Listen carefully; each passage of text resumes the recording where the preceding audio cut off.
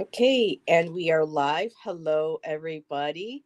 It is Tuesday. See, whenever we have a holiday, I get thrown off. So today is Tuesday, right? Yes, Tuesday.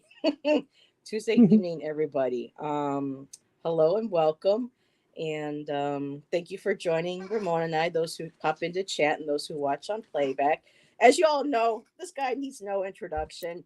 Y'all have seen him multiple times on my channel. He did his first live today. Remember, you good clap, All yay! by myself. It was fun. It was a Uh, fun but experience. but it was with It Karen and Hershey. Yeah, it was a nice Happy fun. birthday! Yes, celebrating the Yeah. our three Geminis in our community. So, hmm um, you did a great job. So, congratulations on your first live.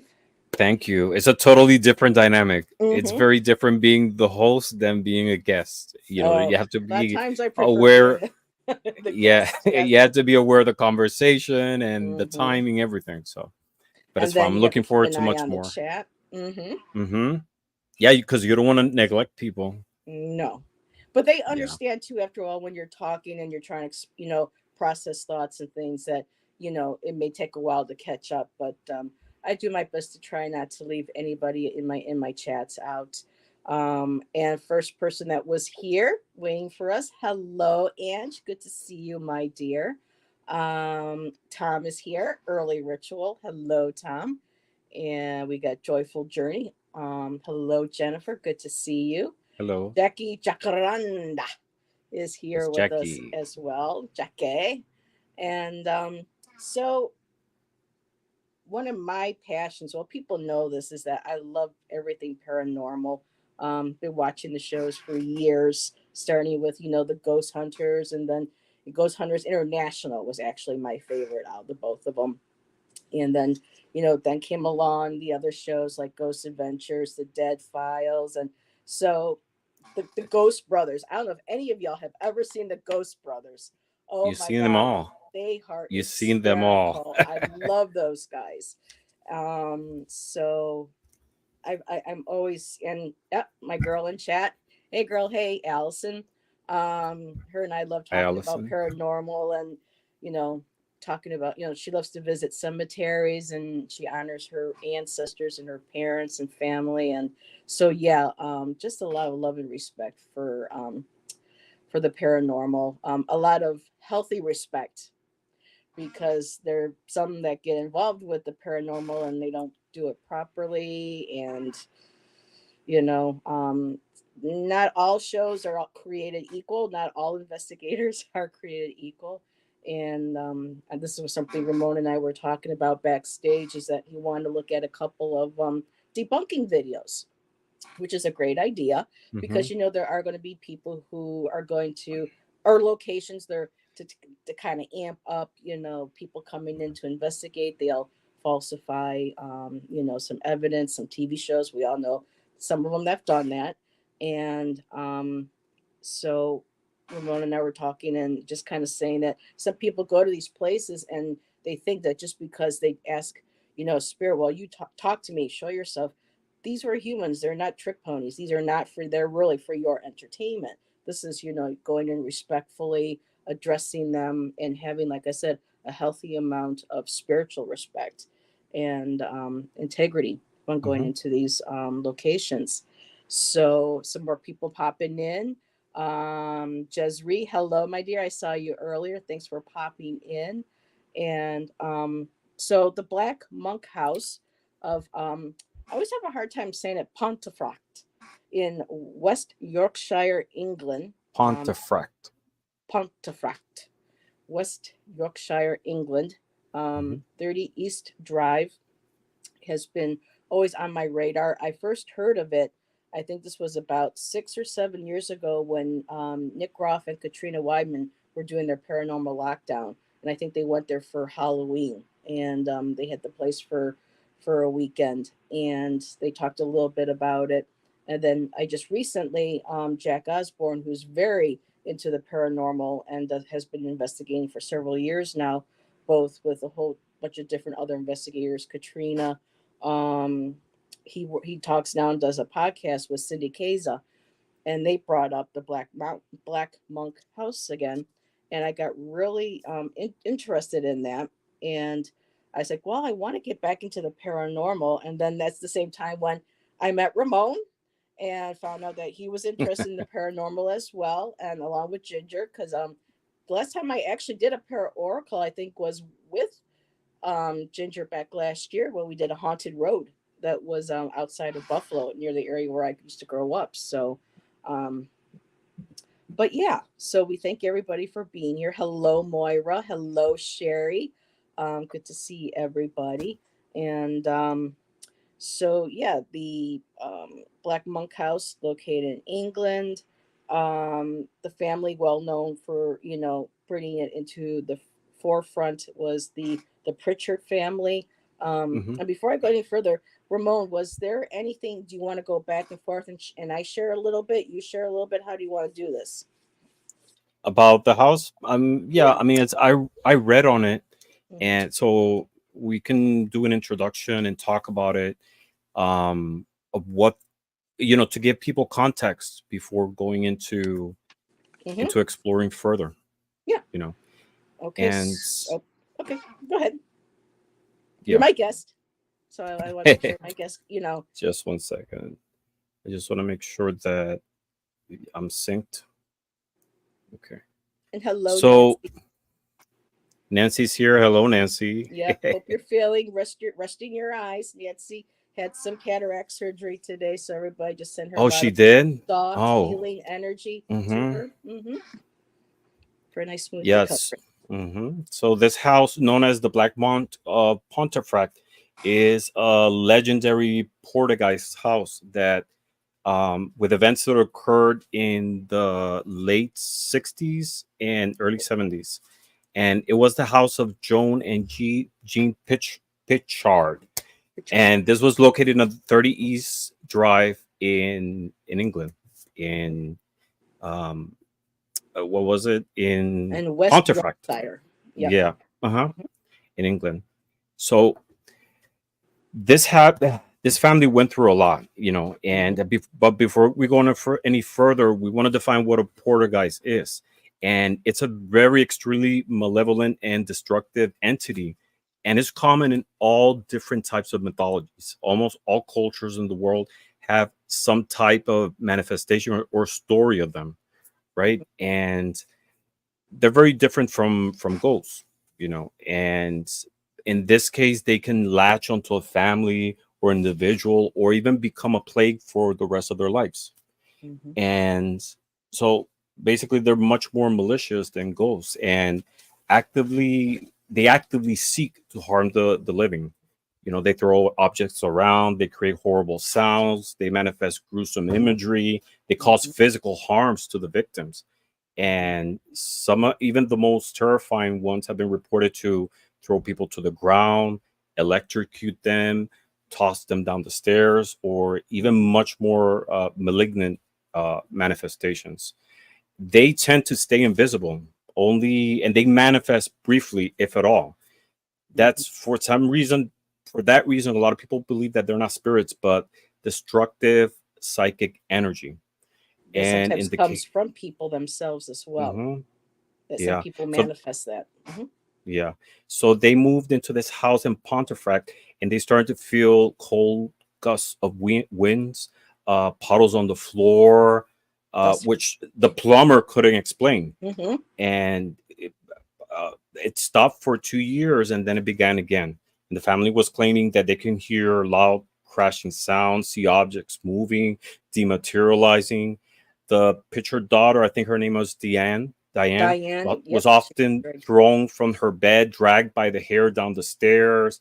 There were obvious. claims that they Hmm. sprinkle holy water around the house, and the poltergeist responded by painting upside down crosses across the living room. And it wasn't until Jean and Joe was the name of this couple, they saw a black cloaked figure, and that's where the name of the monk of Pontefract came. Hmm. Uh, there were investigations done on the previous owners, and going further back, no monks lived in the area. The name comes Well, actually from those manifestations. And I was watching videos of ghost hunters who went into this property. And but I started with one that was debunking it. So this person goes into the paranormal, he explores the paranormal, and he went on two separate nights, months apart, and he wasn't able to pick up any type of manifestation. So because of that, he was debunking the place, saying that there was nothing there, you know. But we were talking backstage, and I was telling Heather that this is a house that it, anyone can rent and stay, and you can't expect the 365 days of the year a ghost or a spiritual entity to be responding to your commands like like an animal from a circus, you know. Do yeah. this trick, because you can watch the videos and they're like, okay, knock, bang on the walls, or let me see your Touch my figure REM through the pod. Yeah. mirror. Hmm. Yeah, I mean, they don't it doesn't work that way, you know. And because you can't pick up a manifestation doesn't mean that there's nothing there. You know, the family after this, oh, the guy went further to say it doesn't make sense to me that this family who lived here and experienced this, after they moved out, they haven't written any books or been into interviews or making money out of it. I'm pretty sure that this family doesn't want anything to do with this experience, you know. Not everyone wants the fame or uh, the ridiculization most of the time too. You know, Well, Jane's. Oh, sorry. the stigma of living in a haunted house, and you know what comes with it, you know, to be called a loony or anything like that. Not to mention that they needed healing from this traumatic experience. So it's, you know, I personally believe that all around the earth, at different places, some more than others, like, you know, cemetery, churches, hospitals, nursing homes, they have a very high concentration of spiritual activity, paranormal activity. But I believe anywhere around the earth it's possible to pick up uh, you know, manifestations. What's different is if we are receptive to it, if these entities want to manifest themselves, that's a totally different game ball. So in the case of this guy, because he didn't have an experience with it doesn't mean that there's nothing there. You know, there has to be something there if this family went through that, and it's been an ongoing story, you know, seeing it from one side. And that's what I have. Okay. So what I learned, there's some kind of course when you go from article to article, there might be a little bit elaboration, or there might be some information that's not included on another article or a video. So actually, Gene Pritchard's nephew actually did do a movie. I'm trying to Hmm. find where the name is of this. Okay, Gene's nephew, Pat Holder, wrote and directed When the Lights Went Out, a movie based on the events. It was released on January 31st, 2012, um, at the International Film Festival of Rotterdam. Um, Rotterdam. no, Rotterdam. Rotterdam, I think it's in the Netherlands. Okay. Rotterdam, tomato, tomato. Rotterdam. Let's call the whole thing off. So, I'm looking to see where I can start here with mine. So the Pritchards moved in were their late 60s to their early 70s, and one of the things that I've come to learn over the years about poltergeist, and there was a comment that I starred, and yes, Moira, a lot of psychics believe now that poltergeists are associated with people who have, and generally adolescents, because they're coming into puberty. They have a lot of emotions. They have a lot of energy. They have a lot hard time directing. that type of growing pains, so to speak.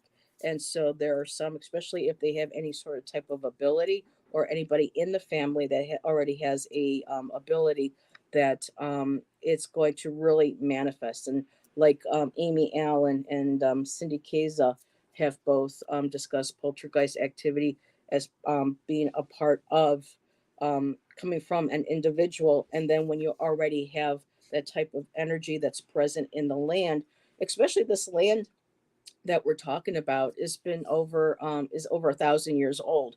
So there have been battles that have been there, and there was research done. It was an amateur historian named Tom Cuniff who did research. He was the first one to do a paranormal investigation and look into it. And there was a monastery in the area.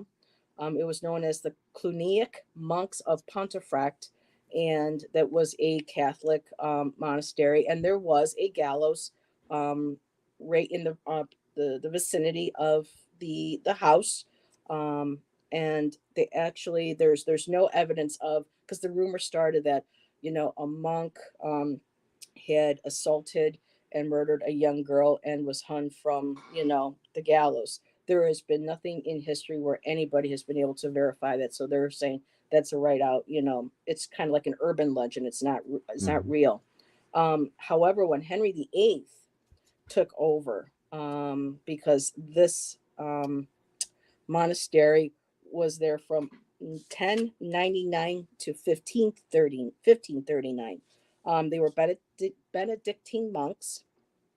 Um, but when Henry VIII, because he was Protestant, took over England, all Catholic, churches and abbeys were all destroyed. Were all torn down. And so that's kind of where, I guess, I don't know why they wanted to start, but people start calling it a black monk though, is because I think what they were actually seeing, it was a shadow figure. And sometimes when you see a shadow figure that may appear to people as a, like, it may look like a hood, but there's been no real description of people saying it looks like a monk. So that kind of stuck, with the legend of the place. There was also a book by Colin Wilson, who also investigated the place, and it's called Poltergeist, a classic study in destructive hauntings. So that is what I also discovered. And again, the first incident was when Philip, who was 15 at the time, and now here we go. We have a teenager. And this poltergeist activity started up one day when he was home.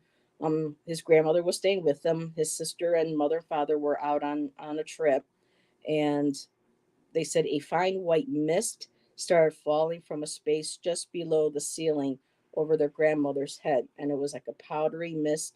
It coated everything, and then soon after they saw the puddles in the kitchen, and the grandmother called the water department. No broken pipes. The repairman said there was no explanation for that. When the heavy furniture started beginning to sway and be moved, that's when the grandmother took her grandson, and they left. But once the parents came back, things calmed down for a while, but then they picked up again. And that was around when Diane was 14, and this picked up. And now 14 again, here we go. We got teenagers here. We got two individuals who are in teenage years. You got that teenage adolescent energy, and with whatever already there, that's been imprinted on the land. Cindy Kaza talked a lot about, you have to remember, when you have land where there have been battles, there have been all types of atrocities that have taken place, and then you have human, their behaviors with crimes. And a lot of this energy, a lot of these different generations of people, it creates like not just a residual energy, but it also creates an imprint. So you have that imprint of the land, and when you try to sometimes investigate it, you never quite know which layer you're tapping into, because sometimes she even said that you can have two spirits haunt the same house and they don't even know each other's presence because they're on different timelines. So that was another thought that she put out there. Um, some people say, okay, is this a poltergeist only? Could it be demonic? The family did try bringing in and having an exorcism done several times, but it only made apparently the entity more angry. And they even end up calling the entity Fred. I don't know why they picked the name Fred, but Yeah. they were trying to give him, a name. And so finally they just had it, they left. But there was another movie that was also created. Um, and let me find really quick where that is, because, and this goes into what Ramon was saying in the beginning about people going in asking, the spirits to do tricks and all. So after so when the movie, the lights, when the lights went out, the producer was a skeptic, but he thought, oh, that's great. He goes, because as soon as they had finished wrapping up this movie, the woman who had owned the house decided to put it up for sale, and it was cheap. She needed to get rid of it. She wanted out of the house. And his name was Bill Bungay, and he wanted to buy it. And what he did was he bought it, and he actually premiered the movie from inside of the house. And it wasn't until later on, after doing this, that he started having experiences. And they actually have an online poll or log where people can go in and say when they've gone there to investigate or stay there or gone to visit, they can put down experiences. I think there's like over 288 some um, reports of paranormal activity, but he wanted to make sure that it stayed promotional. And this is something like Cindy and all of us talk about, is that a lot of people, they end up not wanting to see if spirits want to be moved on or not, because they want to keep the place haunted because it's a cash cow for them. And so, that's kind of what, he did.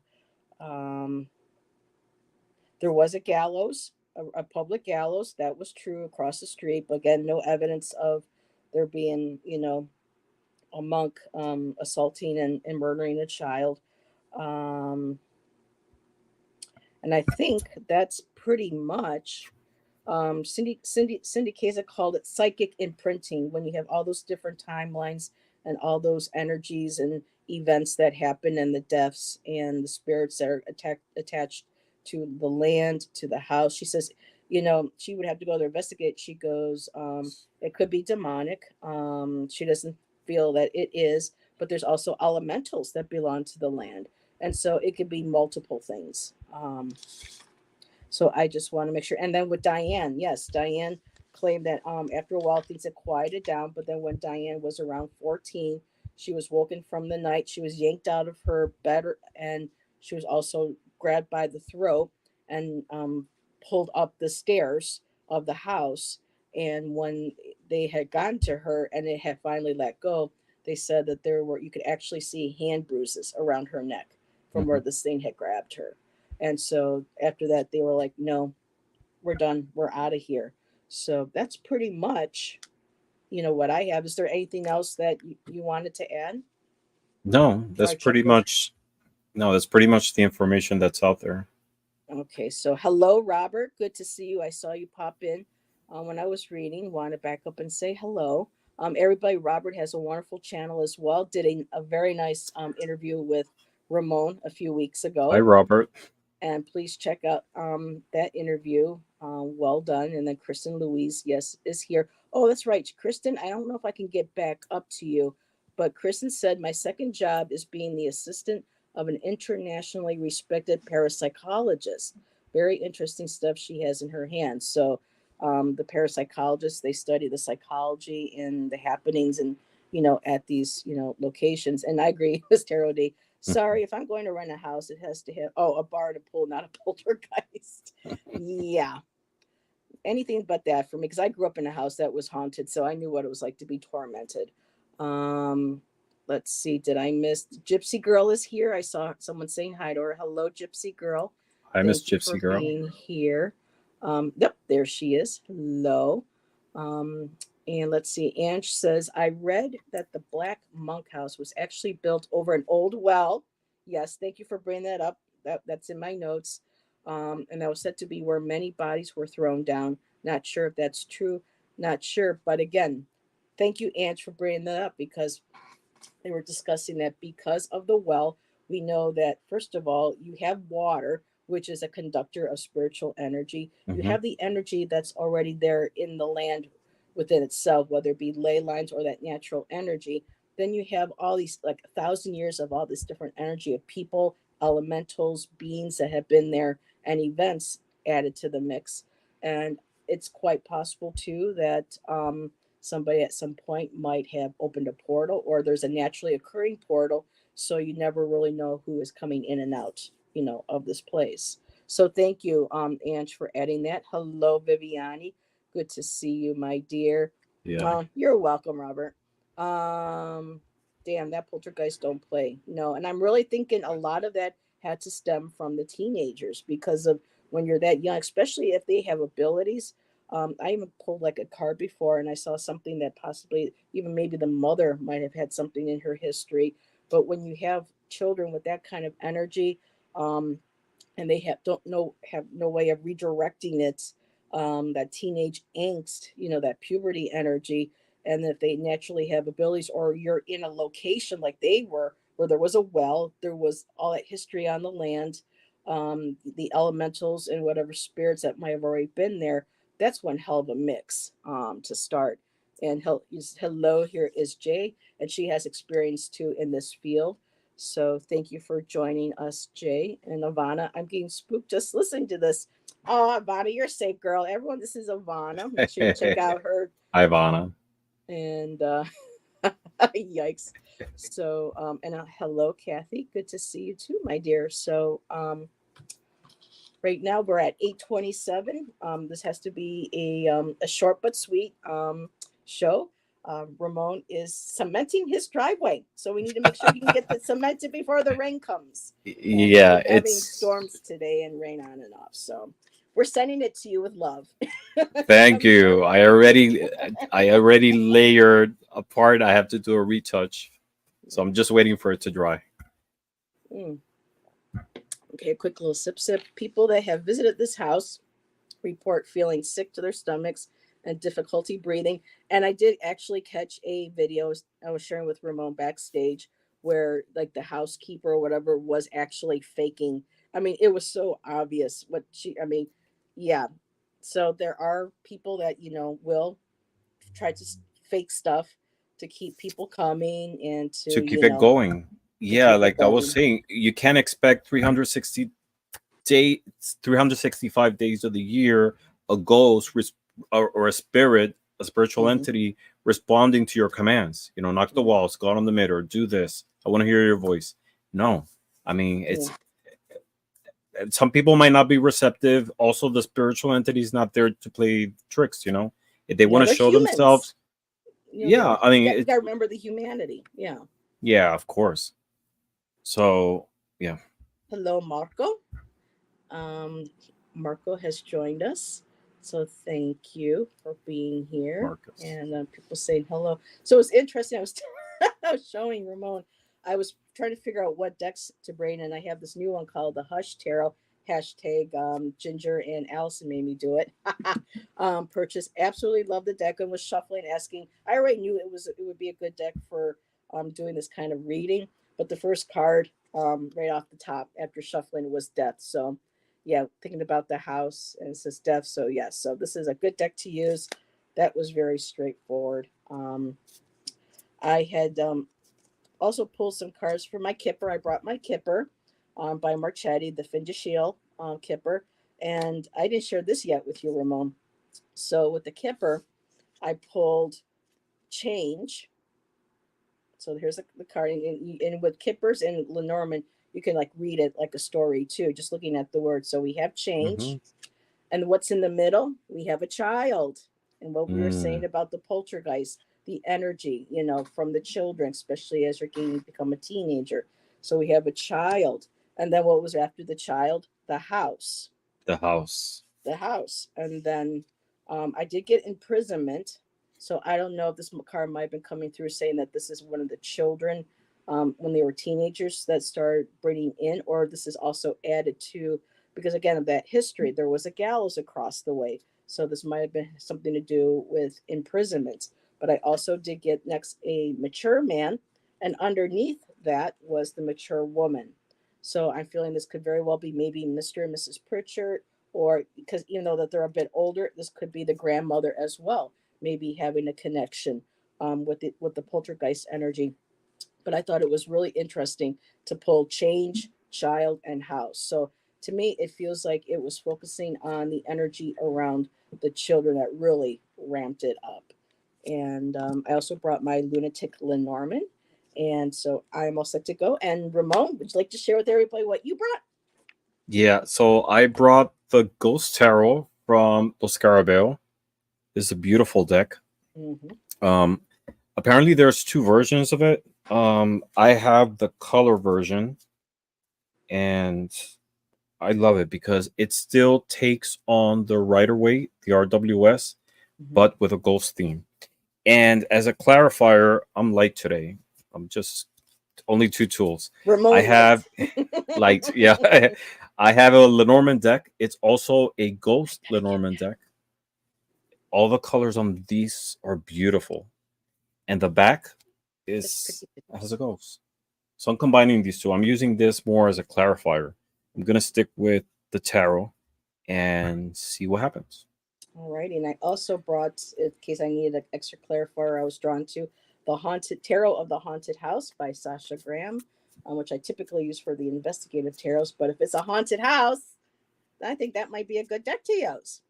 Mm. So with questions, I know this is something that I know Ginger likes to start the shows with, but just kind of pulling cards on the energy of the land itself. Like Cindy says, that's the first thing she goes. If she goes to investigate, it's not going to be necessarily the house. The first thing she wants to go to is what is the energy of the land? What does the land hold within it that might, give more clues initially to, you know, what's going on Mm. in the house. So that's what I am going to pull some cards on. Robert Fierro Tarot. I love Wow. it. Well, thank you, Robert. He says I'm a deco.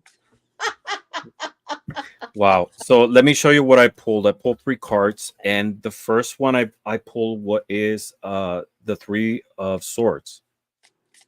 Look how beautiful this card.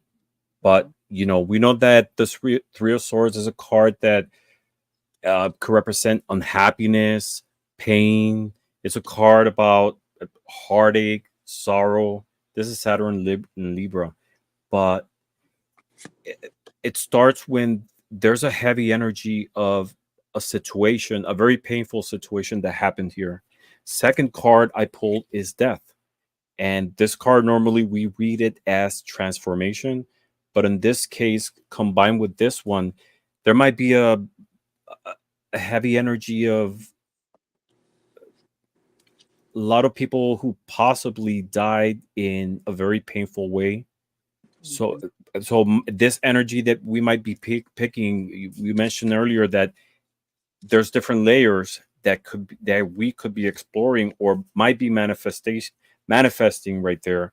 So, and the third one is the Ten of Wands, and this is a card also about feeling overburdened.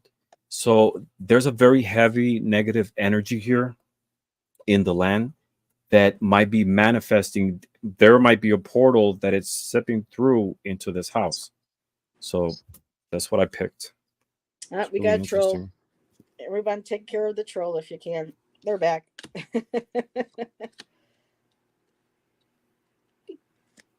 Thank you, Ramon. I gotta get that deck. So interesting. Good. Okay.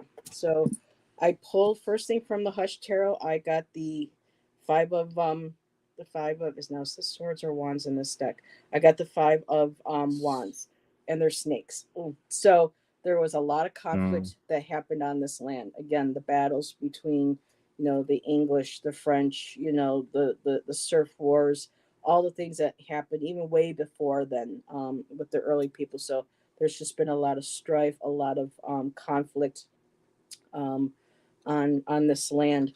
I did get the star card, and it's interesting because it says, "A hunting we will go." And people, I hate when people say, "Well, we're going to go hunt ghosts." These ghosts might have been people. I mean, before you go, you not necessarily you may know that there might be an elemental or something of the earth, but there was a lot of hunting we will go. So these are like the dreams that people have had, um, the goals, the wishes, the dreams that are still being stored in this land, and with it being the skull and then the hunting, it's just kind of like not only do you have necessarily the battles, but you have a lot of the animals as well. Animal energy, a lot of hunting, and if they were over hunting, and a lot of deforestation. So not only do you have the human grief and aspect, and death in the land energy as a collective, but you also have the animal as well. I also got the Three of Cups, which is also about celebration. There was joy, there was happiness, there was celebration at one point in the land. And then I did get the Six of Pentacles. So between these two, I feel like there's a balance between the good energies and the of course the obvious, the negative energy. But the card that's really standing out is that a hunting we will go. um that is not something that people need to take more seriously and respectfully when they do investigations. And I wanted to pull some lunatic Lenormands, especially with the star card. And I was getting also loyalty. There's a lot of people that were loyal to this land that were probably willing to defend it. They're giving their very lives to defending it. I did get the cross as well, so there was a burden, there was a monastery across the way. So you have that energy of um you know the church. There was the oppression that some of the monks and the people had to live under. Just that natural, you know having to do with prayers and church and that energy, and the fear people would, because I'm not knocking established religions, or organized religions, but a lot of that has to deal with same person, for because of guilt, shame, fear as well. So there was a lot of suffering, and I'm sure that cemeteries are by, so there's the death element again, and those both being right, and I got the house. So to me, it's the land, and then the house is just kind of like where some of it was starting to concentrate. Um, That kind of ties up with what I was saying, because if you're talking about battles, there's mhm, three of swords. There's pain involved, right? There's mhm, conflict. There's a lot of sorrow. Death, in this case, battle, death is one of those elements that's involved. And you were talking about monastery, and I was looking back at this card at uh the Ten of Wands, because this is a card again about being overburdened, stress. But the image here, you see what seems to be like a person looking possibly at a monastery mhm. or something related to, uh, you know, it's that difference of that monastery, that place being at an elevated place, at a pedestal. So it's that difference between the burden that they had to encounter in, you know, serving the church. So And we've seen like it's the interesting. with the movie The Da Vinci Code, people actually did that where they would flagrate. Was it when they would flagrate themselves? They Like, would whip themselves and hurt themselves to try to atone for sins and stuff too. So it was a mhm. hard life, really for a lot of these people. And so yeah, so that was your cards, because Allison was like, "Let's do this, Ramon. What do you got?" Because she's got the same. She has the deck too at her place. Oh, So she does. What did she mhm. get? I don't know, Allison. If you pull, let us know what you get. Um, so let's see. Who is this shadow figure? That's what I want to know. Who's this monk slash shadow figure? Because I had a bunch of questions, and I'm trying to pinpoint the best ones to read for the time that we have. So I would like to know if the cards can tell us who um, who the spirit is. I'll use my haunted house. And if you think of a question, Ramon, that you would like to ask before we Hmm. end.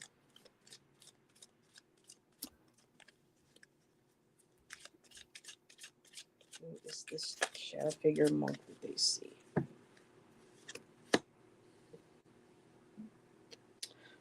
Oh, Oh, isn't this interesting?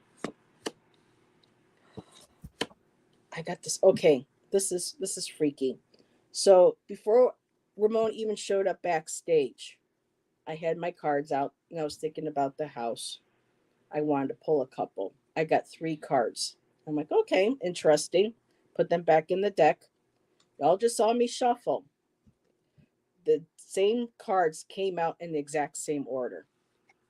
I have the King of Swords, which in the story is a demon, which is um, very interesting. I have demon. I have the High Priestess, and I have the Fool, which is the character running for her life, terrified of this house. So for me, I want to pull an extra clarifier on because of it being a court card. But with the High Priestess, to me, that feels like somebody, again, with abilities, someone who is very intuitive. Um, is this entity was drawn to them. I'm seeing I'm thinking it's got to be maybe one of them, either the mother, the female, um, but one of somebody in the family must have had some sort of really strong intuitive connections. Okay, so I got the king of. So I asked for a clarifier for the court card, and they give me another court card. Oh, I just love when this happens. So the king of pentacles, and I like what Hershey refers to. He's kind of like not necessarily the sugar daddy, but he's the one with the money. He's the one that's and the way he's sitting is kind of like this is maybe the male that's doing this, a person who had owned that lived in the house or owned land in the area, possibly a rich landlord of the time, a lord of the land. And I think what the spirit is doing is making itself look like it's demonic, that it's scary, because that's what a lot of times spirits do is if you come into their home, they don't like you, or if you start making changes, they will present themselves to you in any way that would scare you the most. And that intuition that's coming up, I think intuitively, and the wisdom and the knowledge that this is who this was. And of course, I got the fool. The fool's naivety and running away. But for me, I'm just really looking at the art on this card, and this is her. I mean, this story. She is terrified of this house, and she ran because this house is haunted. So, I'm feeling that this was what this tenant wanted to do. It wanted them to leave, and it was also interesting. I don't know if I've ever seen this, and I saw this in your card too, Ramon. You had that card with the figure standing up and looking at the cliff, and you can see that building. You said it Hmm. reminds you of a monastery. If you look Yeah. in the clouds, it almost looks like there's a face in those clouds. And I just noticed on my card, it looks like that there is a skull, half of a skull above her head. So I find that Oh very yeah. interesting. Hmm. So I'm thinking it is a human spirit who has strong connections or ties to the land. At least one of them are, that's choosing to make itself look like this, or it could be both. Like again, interdimensional, but a lot of times spirits will make themselves look, frightening to intentionally scare people. Um, and I mean, that poor girl, what it did by, if this was a true story, being yanked out of the bed and also being dragged upstairs by the neck. This was somebody who, you know, did not, because this didn't happen to the boy. This kept happening to the girl. So the spirit did not like this young lady, and she wanted to run for her life. So, what do you got? That's really interesting because I have something connected with that. Who's this person? We were talking earlier that it was a land of battles, Mm-hmm. and the first card that I got was the Nine of Wands, and here it seems like a soldier that's guarding the house, right? Mm-hmm. So definitely that spirit has something to do with this place being a battlefield. But what was interesting was that you were talking about possibly changes being done in the house, and this could have been the reason that some of the disturbances happened. I got the tower. and the Tower is a card of groundbreaking, sudden changes. And right after that, I got the Nine of Swords, and look at this image. Is this spirit tormenting a girl? And they see them above the bed. They wake up and they Yes. find this cloaked Uh-huh. black figure And above the bed. it is too a cloaked figure. Yep. Wow. You see how interesting. So Yes. definitely there's like a storyline happening here. There is the spirit. It could be a rich person, but definitely was somehow involved in battles. You see, it's guarding the entrance, and then we have sudden changes happening, and then torment manifesting in this case to the girl. So Yeah. it's really interesting the progression in the storyline, right? Yep. Now, I just pulled from my lunatic Lenormand really quick to see what I got, and I got Crossroads too. A path, and to me, this feels like Crossroads. This is, I think, this house must be laying on like I'm thinking ley lines too. These lines crossing this energy here. I did get the scythe, which is about reaping what you sow, cutting away the old. And again, in the middle, Ramon, I got the child card. So this has to do something with the youth in the house. I also got the commitment, the ring, the commitments, Mhm. someone being committed. Yeah, they were committed on focusing their energy, and to me, this represents cross lines, a portal. I'm just curious to see, because what I love about Lenormand's, and now I also got a tower.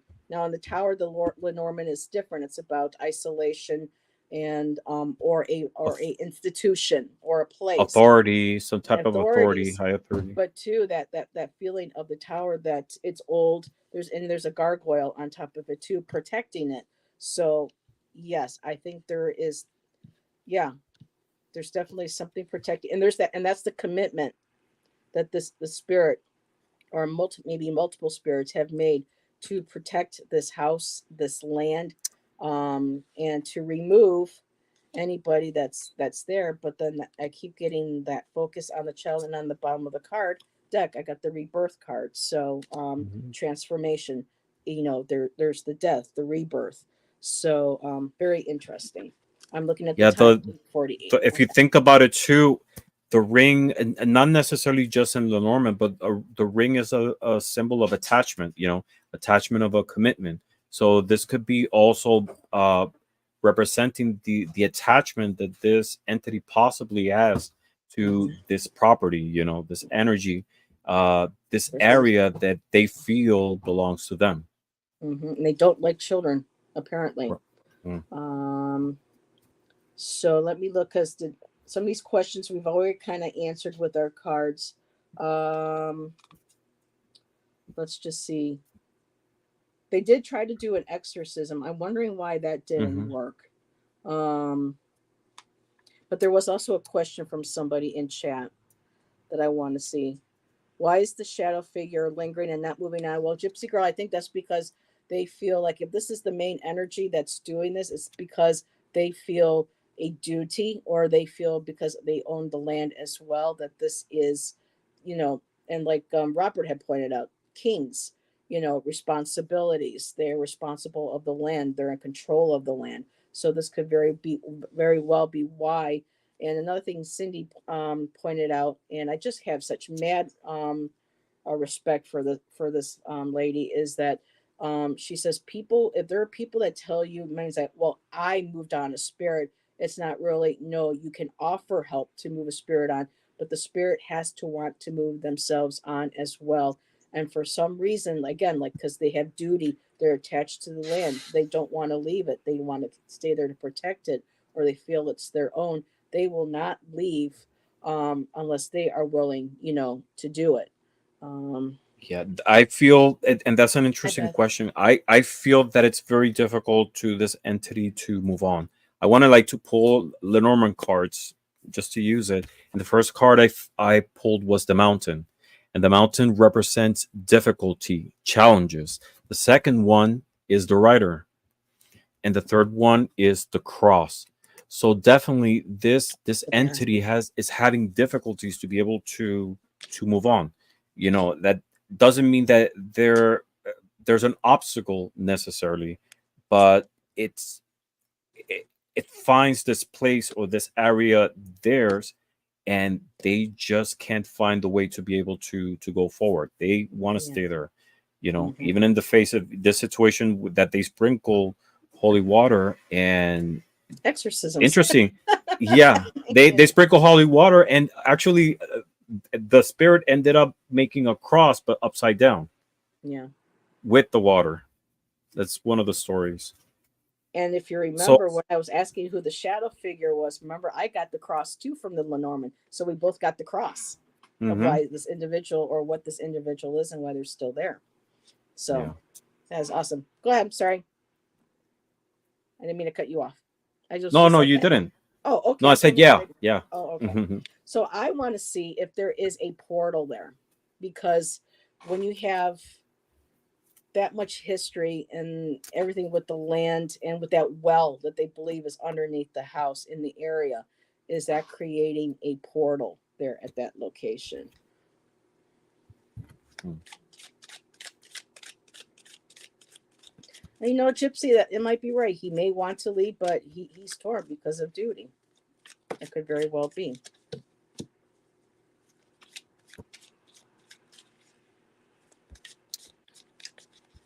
Oh, that's interesting. So yeah. So I pulled the Six of Pentacles, and this is a card that in the Rider Waite, it's a figure giving to people who seem to be homeless some type of monetary money. But in this case, the way I read it is that there a portal? Definitely there is, but there's something feeding it. Mm-hmm. Is it uh, the people who are constantly going to this place? Yep. You know, it's wanting to see That's it. experiences, and they're definitely feeding into this situation. Uh, the second one, what that I pulled two, is the Two of Pentacles upside down, and this is something out of balance. So definitely, the people who are going to this place, trying to inquire, trying to disturb this entity, they're feeding into it and creating a unbalance of the area, right? There is Mm-hmm. definitely one, but this constant touristic influx is definitely having some effect in it. And Jay is saying, yeah, there's a portal. She said she's got abilities, and she says, oh yeah, there's definitely a portal. And then I'm looking at my haunted house, and I'm going, oh yeah. I just want to really quick. I'm being drawn to the Hush Tarot. Is there a portal? Page of Wands. Yeah, interesting. Okay, so I'm going to try to see how I'm interpreting. So from the haunted house, I got Eight of Swords. Yes, there is a portal, and people are and spirits are being trapped there because, like we were saying, people keep going back. There's people, there are spirits there that feel trapped. They don't know how to get out, and sometimes they're afraid, to move on. So for me, especially with that full moon too behind her, it feels like there is definitely that there is a portal there. I did get the world card, the world circle. Is a completion. It's a cycle. It's and the door is open. Um, she's got a key in her hand, and so to me that represents there is a way to close this portal, but because people want to keep the monetary going on. I also got the Six of Wands, which is about victory, but also you see all these people coming at her, with in cloaks with their torches. And even though it's a victory card, it feels like these are all these spirits coming in towards this individual into this house. And the Eight of Cups. They need to leave. They need to move on. But the portal, they can't because there's that opening. To me, if there was a cup there, then it would be like, okay, it's closed, but there's a vacancy. And when I pulled from the Hush Tarot, I got the Page of Wands. So again, I'm feeling like the energy and everything already being there, Jay, I don't know if you pick up on this, but I feel like, and maybe Ramon, you do too, because you're very intuitive, and Allison, anybody in chat, but I'm feeling like there may have been a young individual connected to the house or to the land nearby that was playing with magic, that were playing around maybe with a board, or even back in the day trying to conjure something. It just feels like, she's standing here, and all of a sudden you see these creature. I mean, this individual. I'm still learning the deck, but it's all put together of different elements of the earth. It's like something was like created. I'm just wondering maybe if this who is protecting the land or causing this as well may be a land elemental that was created, because you have an arm with um what looks like corn husks, and you got skulls within it. Then you got the bull, the horns, and she's holding on to it. So I'm wondering if somebody, this could be a young person or somebody who was immature, didn't know what they were doing and playing around. Um, uh, It did that doesn't, and yeah, it created doesn't, that. yeah, yeah, and it doesn't necessarily have to be immature in age. Just someone possibly inexperienced Yeah, in that could handling this be. type of Mhm. energy. If And then the something got out bottom of hand. and then the bottom card I got was the Nine of Cups. So in the Nine of Cups is about, celebration, success, fulfillment. So somebody was very successful, in this was intent part, whatever is connected with this house and or the land, it was intentionally created. Again, success card, and also just like with this one here, it's a victory card. So I feel someone had started out and wanted something created, and they did it. So, and I did Well, notice that some people are coming in really quick. Hello, Emily. And hello, TK Hugger. Good to see you, Rebecca Joe. And I don't think I missed anybody else. Oh wow, TK, you're blowing up my chat, girl. So, alrighty, she's giving out hugs. Okay, go ahead. now going back to the Nine of Cup, nine, just the number itself, also represents how the accumulation of effects from the past are manifesting. Oh You my know, God, yes. it's we see those in the different suits.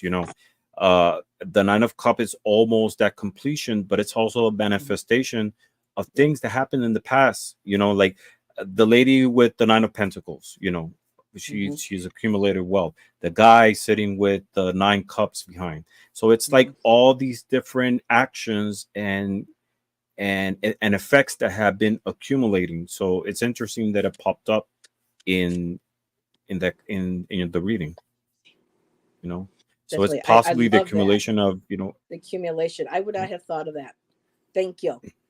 That makes total yeah. sense. And now it's giving me another layer to add to the card when I pull it up for other readings. Awesome. And hello, Emily. First time here. Welcome. Thank you for joining us. I think we have time for one more One question. more question. Yeah. Was there something that, let's see, we already kind of discussed the portal. I don't think that it was true that a girl's life was taken from by a monk there.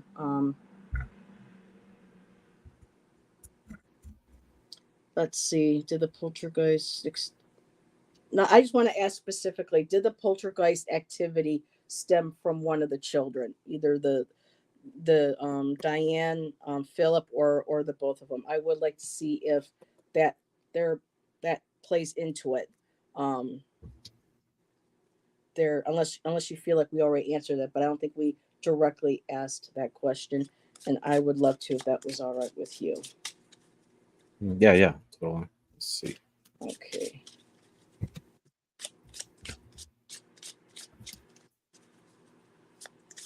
Amanda, maybe they were trying to conjure something or protection and it went wrong.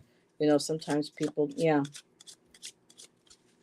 But if a exorcism didn't work, to me, this feels like this was a spirit that did not have any, connection, really strong fear of the Catholic Church or their idea of hell or afterlife, because it just got worse. It just made it angry. So it's just like adding fuel to the fire.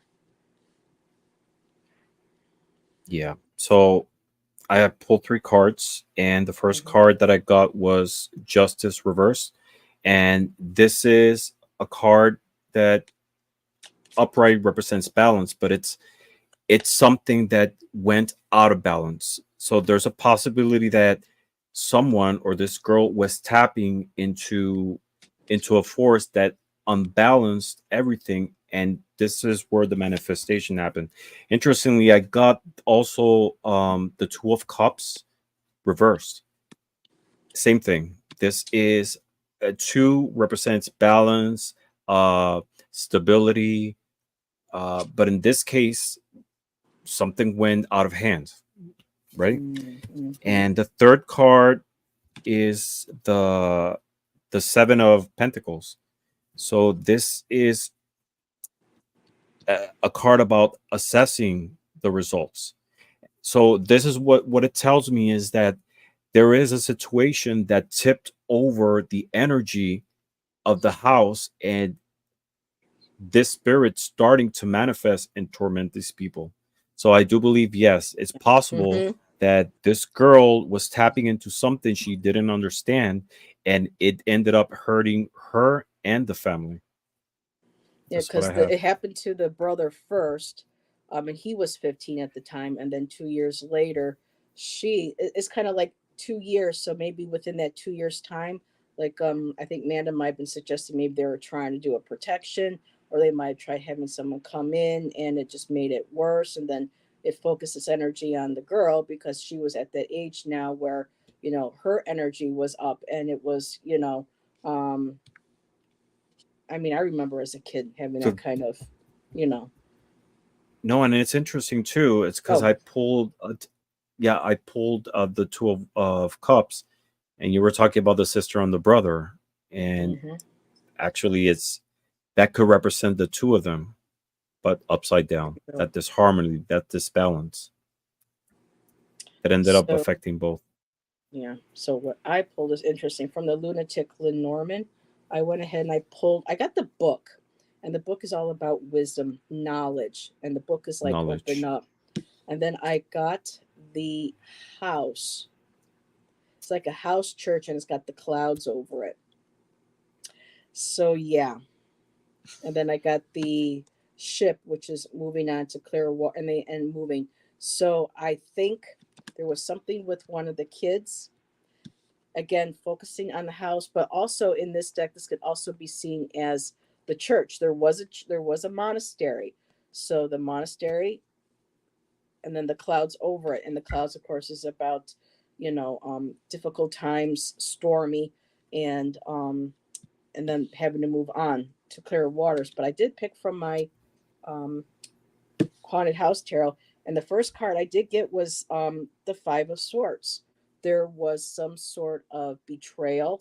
There was some sort of bullying, some sense of just having to give up. Walk. It just that's a lot of anger, especially being bullied. I know what that was like being a child, and that kind of pain and anger and sadness. So there was a lot of that, and that could very well have been, you know, the girl feeling like it was coming at her, or the kids coming at her. But the next card, I'm focusing really more, I think, on the girl, because I did get the Nine of Wands, and there she is escaping out of the labyrinth, trying to make it out, exhausted and tired, but she made it out. She made it out alive.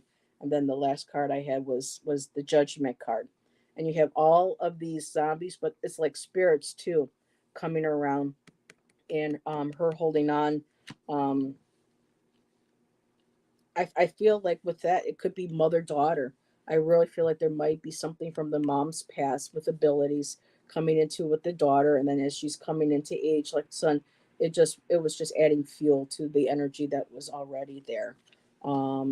But yeah, I'm glad they got out of the house. Like I said, I know the nephew went ahead and did a movie. I tried to watch it, but you have to pay for it, and I don't have the money for renting the movie. But it's interesting to see how much of it is actually factual, you know. Again, trying to maybe make money off of it. So, but Mhm. yeah, well, we are at our hour. Anytime, in the future, if we're around the neighborhood, let's go and stay there, Oh yeah. right? Yeah. If we swing by, let's try to figure out and stay a night over there.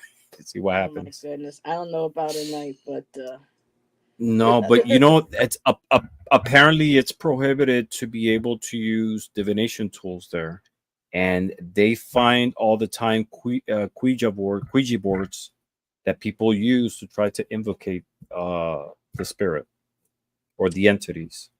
wow. Yeah. Just imagine like that the amount of, I don't know, stress is the right word, but they're putting a lot of like energetic pressure to this area, you know. Hmm.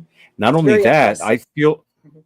oppressive not only to the entities there, but also like I feel that they're energetically diluting the essence of what's there, you know, because it's with every person that comes in, there's a energetic impression left in the house. So just imagine they're tipping everything out of balance. We got a request from Robert. Look into the San Marcos Hotel here in Arizona. Robert, you're in Arizona. I lived in Flagstaff for 8 years. And actually, Flagstaff's been making some of the ghost channels lately. And one of the places is the one I used to work at. So that's interesting. So, San, I'll have Robert, to look that how up. about how about you, Robert? How about you be a guest next time for this Power Oracle? Oh, Huh? maybe you and Ramon. Maybe, yeah. Yeah, you got a Okay. challenge right there. There you go, I Robert. challenge you to be here. Challenge accepted, I hope. But Jay says, great show. Thank you, Jay. I appreciate that. And he said, okay, awesome. There Um, you go. we'll set a date and we'll get Hmm. because more than a couple people, more than like three people make it a little hard to kind of keep in the with the cards. But we'll set a little set of time aside and um, you know we'll we'll do that. I'm looking into it. Hmm. I'll look into it. I don't remember where San Marcos Hotel is, so I'll have to look that up. So, alrighty, everybody, thank you again for stopping by, Thank and you. we appreciate your support. And Ramon, thank you for joining me. It was a blast. Thank you. We'll definitely do it again. It was Hello, awesome. Rebecca Joe. Thank you. This was fascinating. And Emily says, I'm down to stay at a haunted place. Just make sure you're protected. It's not all fun and Hmm. games. You really need to make sure you're spiritually grounded and connected. Doesn't matter what your spirituality is or who your higher being is, just making sure you're well protected and grounded and, know what you're doing. So, alrighty, everybody, we will see you on our next show. And everyone have a great rest of your evening. Bye. Thank you